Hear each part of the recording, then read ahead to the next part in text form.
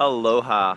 Yesterday was day 3 for the Bible study. Today is day 4 of 90. When I tried to put up the videos yesterday, they both kind of got cut off. Not sure why.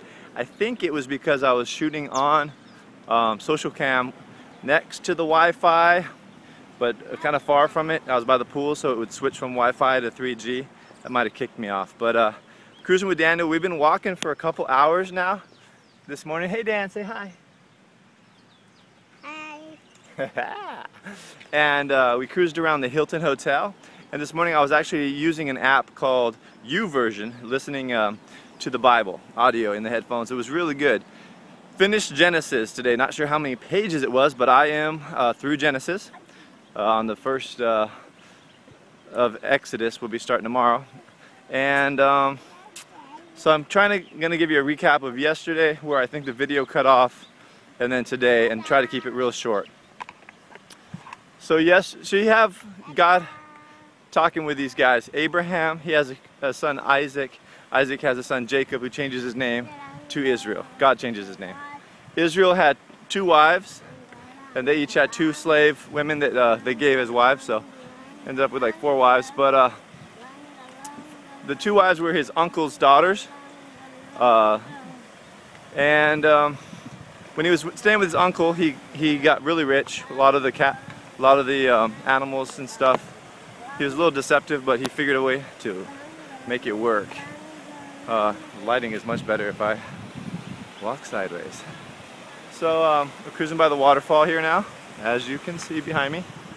Waterfall action. There's going to be a bigger waterfall just down the street here. So I'm going to make it in a nutshell.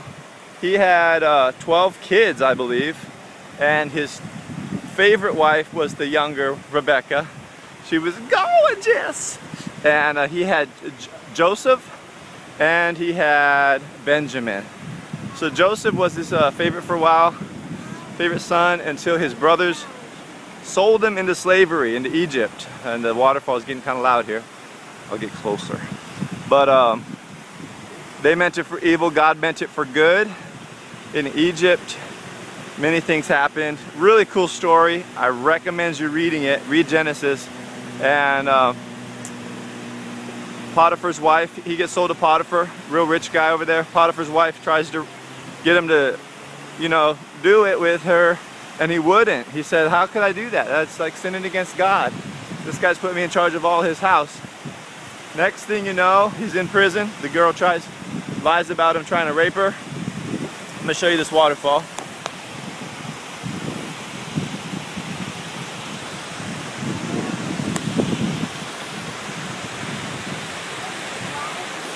Oh, by the way, this shirt is my Father's Day gift from my mom. She got me 2 shirts.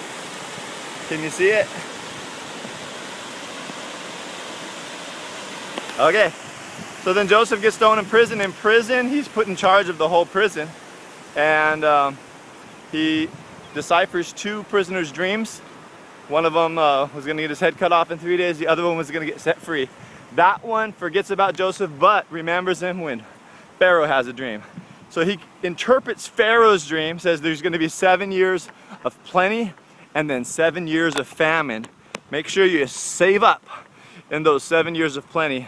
Pharaoh puts him in charge of all Egypt.